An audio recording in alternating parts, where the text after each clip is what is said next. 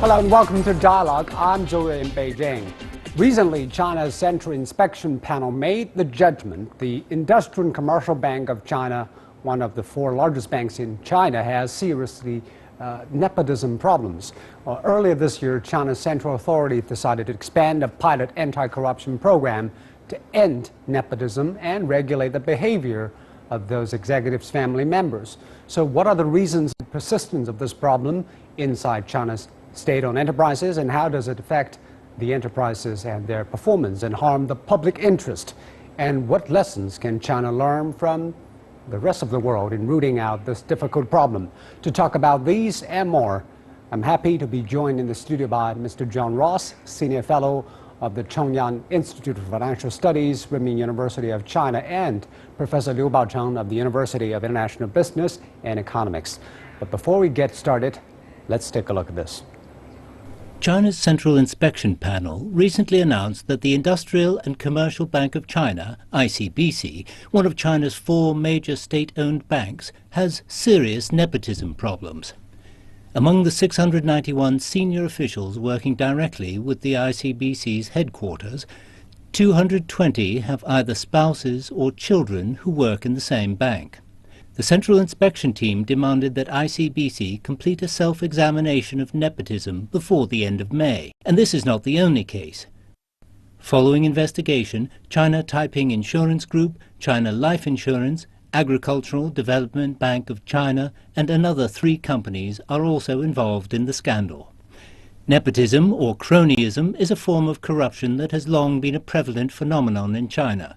It leads to unfairness in a broad sense, and identifying each individual case will be difficult. In the past, employers have sometimes attempted to address the problem, but their efforts often fail because the chain of interest is too solid to be broken. In late 2012, President Xi Jinping launched the current anti-corruption campaign, and fighting corruption is now one of the 3 pillars of his domestic strategy. So we're talking about nepotism inside state-owned enterprises here in China. This is a single case, ICBC, one of the 4 major industrial banks in China, but 1/3 of its executives working inside the banks are related. That's something that's quite extraordinary. But is it the discipline program a problem, or is it a management problem? Well, I think we need to clarify what is nepotism. The definition is very important. For example, if you simply have friends and relatives to work for your organization, that's not really nepotism per se. Nepotism is there to involve partiality and favoritism, so in the entire process. So there is undue influence involved. So it is not a standalone conception. So that's number one.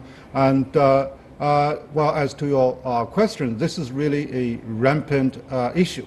So I think now, before we really point fingers into this problem, we need to really understand what is the Chinese history in the state-owned firms. So, for example, you know, we used to run under the planned economy, run small society, small community within one organization, and also that was considered to be a devotion to have more family members to work for one organization. You know, we had a famous slogan in the for the oil. You are saying this is a legacy from the past. That's right, from oil field workers.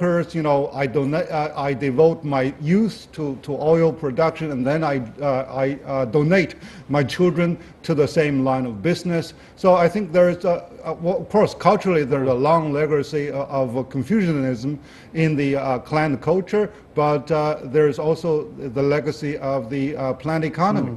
John, do you think we can define this as nepotism? 1/3 of a bank's staff are related or friends? Well, I don't really want to comment on an individual case in China because it sort of becomes interference in China's internal affairs, which I don't want to do. But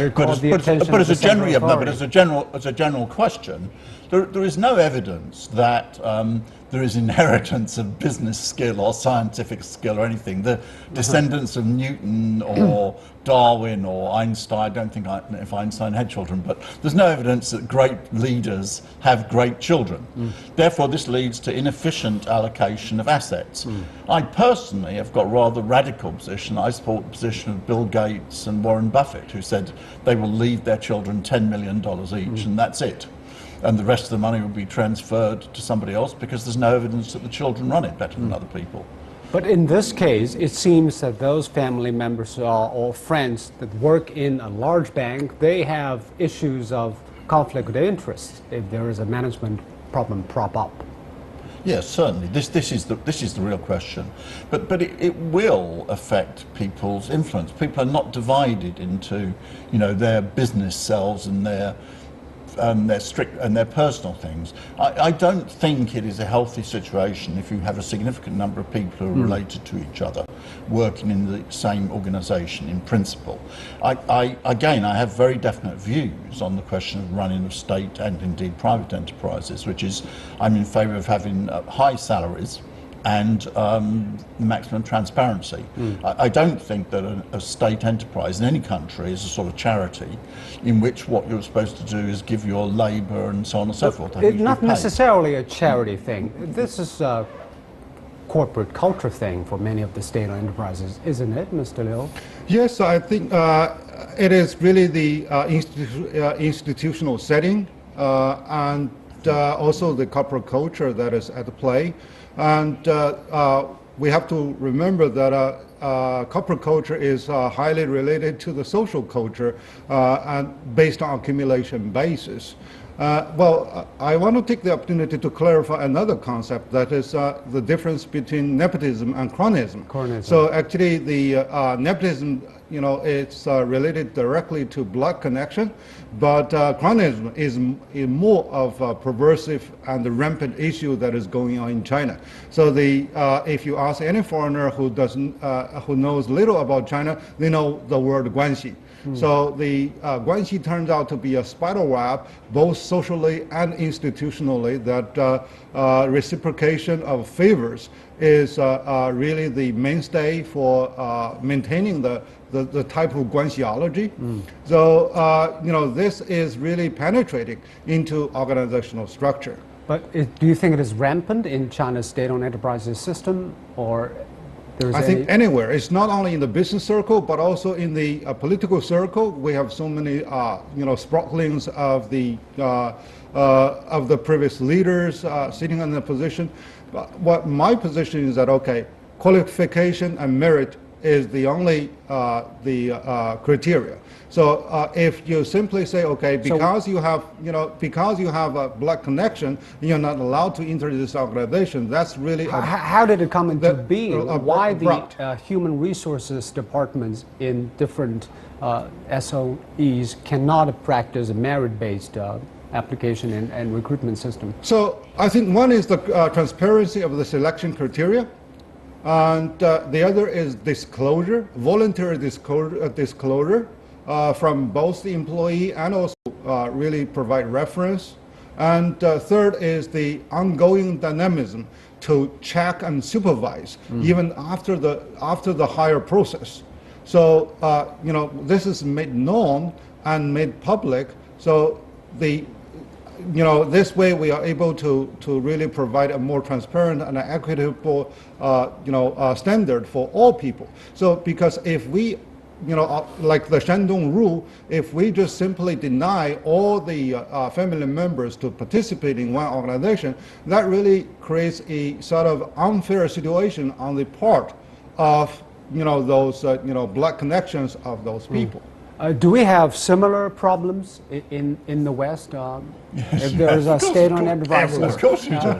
How do they even worse in private enterprises? Because there's a Singapore Temasek pattern. They also have state-owned enterprises. How do they recruit new people? How do they avoid this kind of guanxi network from taking over the management? Well, you have the problem, but the problem is even more extreme in the private sector, to be frank, than it is in the so in the not necessarily sector. the ownership. No, it's not. It's nothing nothing to do with ownership. In fact, there's some more transparency. I mean, I am an enormous admirer of the Singapore system. The Singapore system, you are paid a very high salary, which incidentally creates big incentive for people to compete for the job. One of the reasons is you really want this job, so you're going to be looking out for people, and you have absolute transparency. Everything you own, your relatives, etc., is all public. I was involved in something when I was in London running thing. We hired the former head of the New York Transit Authority to run the London transport system. His salary was $2 million a year. I think he was saved a huge amount of money. It was probably the best deal, best buy we ever. So he will got in keep our his period. integrity because of his high payment. He had very high payment. He didn't need to take any money on the side. He didn't need to favour anybody, and he had a huge incentive to keep the job. And other people who wanted promoted had a huge job because we had to pay.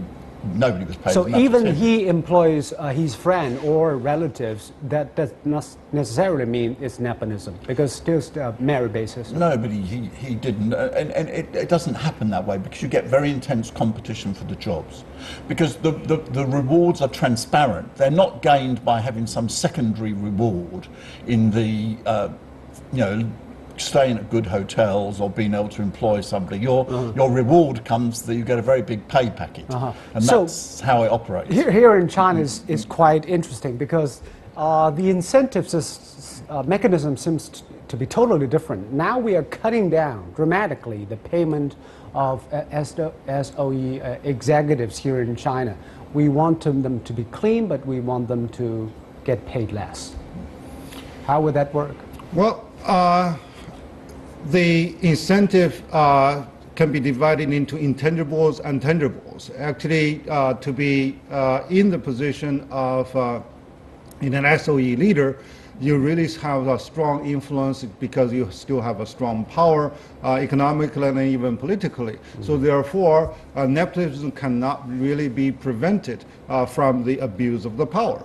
So the alternative arrangement is one solution that they are given a choice as how to pick the merit-based one, and with all the clear rules and criteria set forth, and merely by reducing the salary, but without alternative arrangement, without repositioning of their power. So the root cause is still there. Is there any cultural undertone here? Because in Chinese tradition, 举贤不避亲, you can award a position to somebody who is your relatives, although he's related to you, because this is our tradition, and you want to employ somebody who you can trust in China. Does it have any? Well, Confucius said directly, if you do not care people around you, you are not a gentleman. So therefore, the 裙带关系, the belt and the skirtish means people surround you. So, and also China has a very strong root culture. You can see that how many people go to their villages during the Spring Festival. It's not only to meet their parents, but also to meet their hometown fellows, etc. So this is really because a good trust value. is very important. Right. You can trust a cohort of people that is related to you and put faith in you. That's right. When social infrastructure is not complete, people need to weave a spider web for mutual assistance. Someone is having a daughter married without sufficient fund. You depend on the gift giving from all the entire friend circle, and this has a multiplying effect because you feel the sense of gratitude, and you need to pay one way or the other. So. If you are sitting in a sort of advantageous position, there is likely a temptation for you to use your power to really satisfy the relationship equation. Does it make any sense to you, John, to have a web of guanxi so that you can have better, efficient management? Well, there is a specific element. I am very far from being an expert on Confucius. However, I was rather surprised with his statements about family connections, which is a different tradition to the West, a different culture. That's not. But do you think it can work? No, I'm not. I don't want to comment on it very much. As I say, I'm not an expert on Confucius, but I found it very, very striking and markedly different to a Western conception so explicitly. No, I believe fundamentally in monetary relationships. I mean, I'm in favour of great transparency. I'm in favour of high pay. I am a great admirer of China's economic policy. I've written a huge amount about it. I do not agree with its views on the payment of high state officials. But still, China's state-owned enterprises need to reform in many different aspects. We'll talk about how China's state-owned enterprises got to be reformed, in which direction later on in this broadcast. You're now watching Dialogue. Don't go away. We'll be right back. We are talking about nepotism and China's state-owned enterprises. We understand that China is undergoing a huge plan to reform its state-owned sector. Which direction are we heading, and what kind of reforms we're looking at? Will it eradicate nepotism because of the reforms?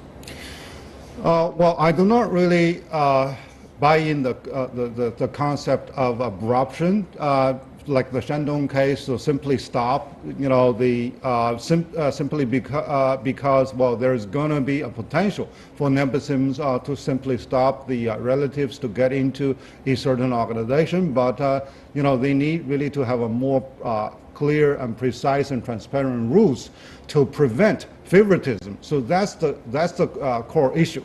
And what about introducing market mechanism into personnel recruitment? For example, we hire more professional managers as the management team of these state-owned enterprises rather than handpicked by the state asset supervision organ?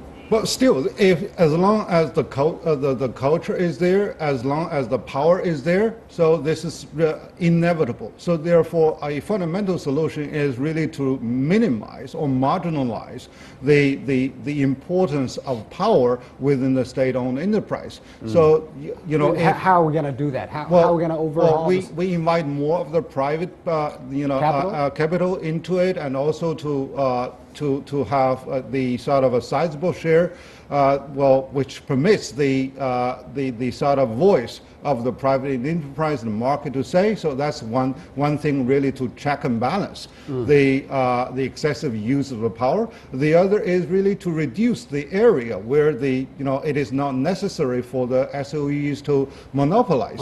So you mean expose them to more competition? That's right. And then you may really rely on the third parties to select people, and the constant mechanism to supervise the sort of partiality that might be used for the entire process is not only at the gate, but rather in the entire process and outcome. So whether the undue influence is really detectable. How do you think of this, John? We introduce mixed ownership into state-owned enterprises. We have third party to recruit people, and we expose them to more competition. I think it depends upon what is the fundamental thing is what is the competitive structure of the industry.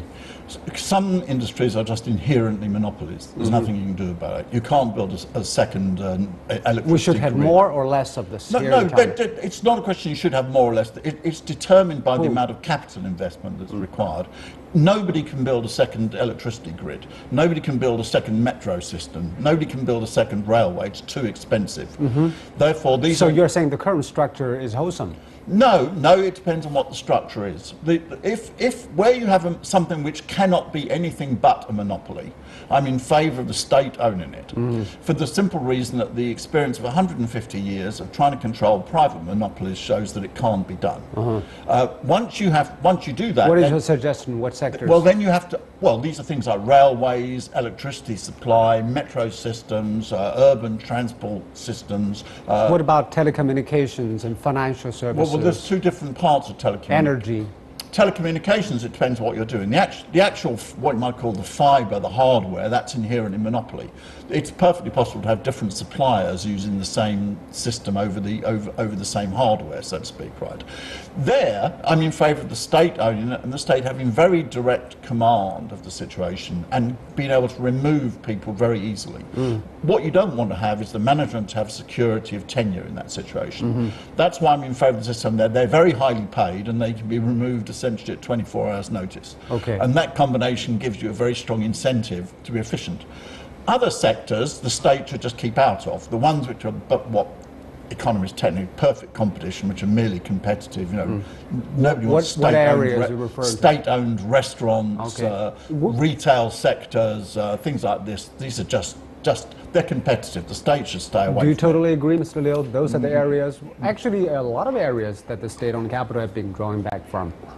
That's right. I think we need to identify what is really the key pillar to the national security and national economic stability. What is your definition? The upstream industries. Right, from the upstream industries. For example, for the oil exploration, the refinery, it can be a pillar, but in the meantime, the gas station may not be, and also the sales of oil and the service may not be. So whether we are able to spin off certain of the peripheral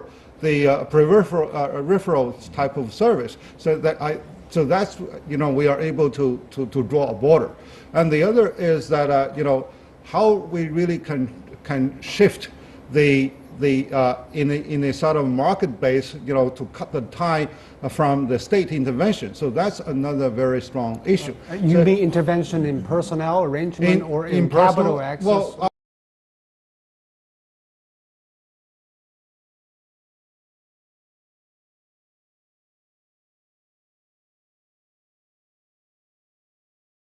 to certain subtle signals that you sent to me. You have a nephew, you have a daughter. So to prevent the excessive power influence from the government into market-driven decisions. So that's a very important message that we need to send. But how does it work? Will we have a board that decide this, or will we have another third party, as you said, agency who do that? Well, number one, we need to shape out a culture, from a village's culture where, friends and relatives can, cook together, but into more of a stranger's culture. And so each individuality needs to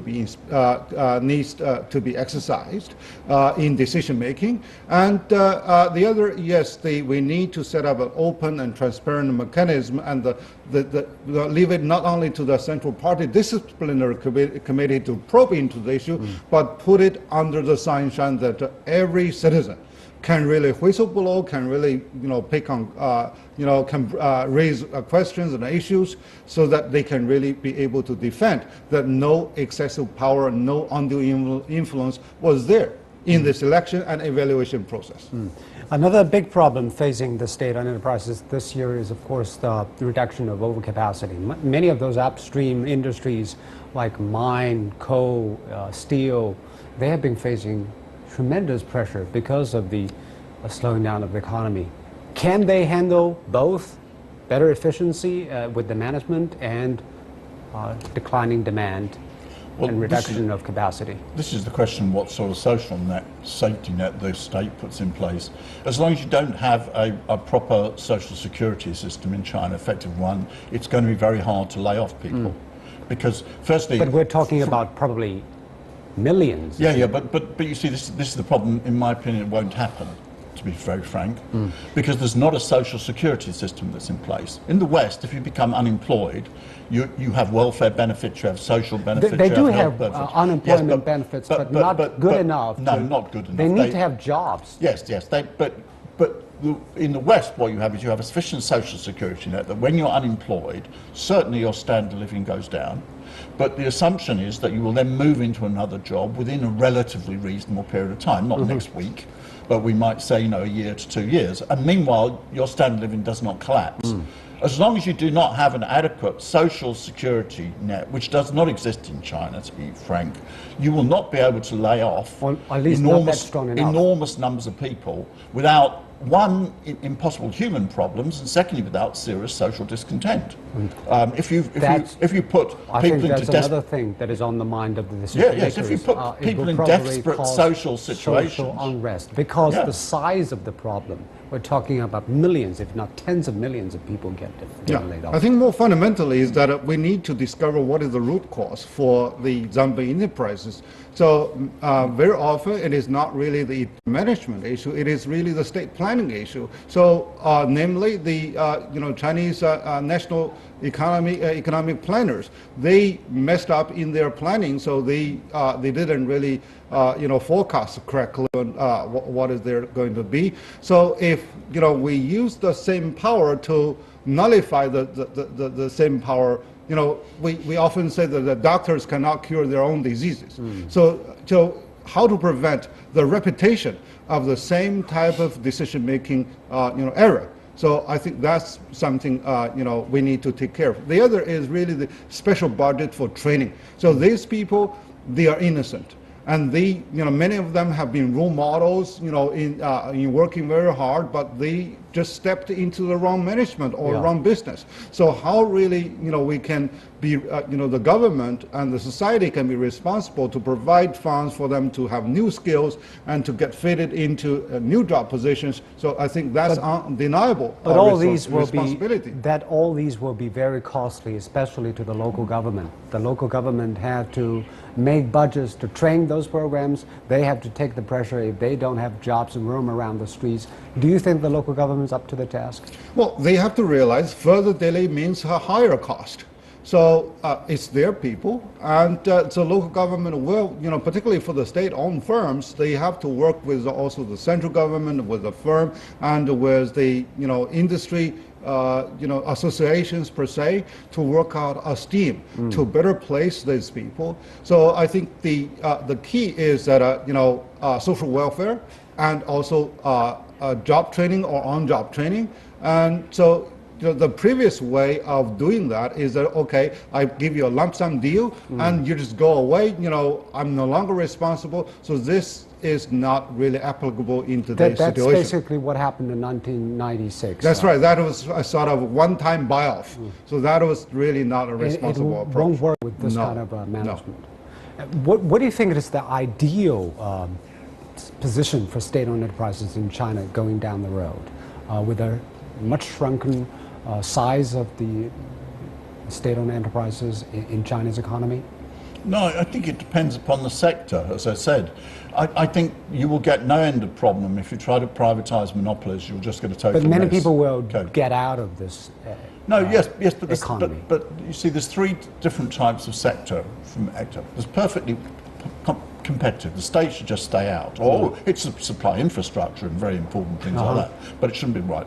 Secondly, there is no branch of economic theory analysis which tells you in some competitive industries whether a state company or a private company is going to be effective. These are industries which are necessarily dominated by 2 or 3 very large companies, right? Monopoly. No, not monopoly. Monopoly is totally different. Monopoly, there is only one. Technically, it's called oligopoly, but it means competition between two or three very large companies, right? There, in my opinion, private companies and state sector companies should just be allowed to compete, and we will find out which is more efficient. Each has some advantages.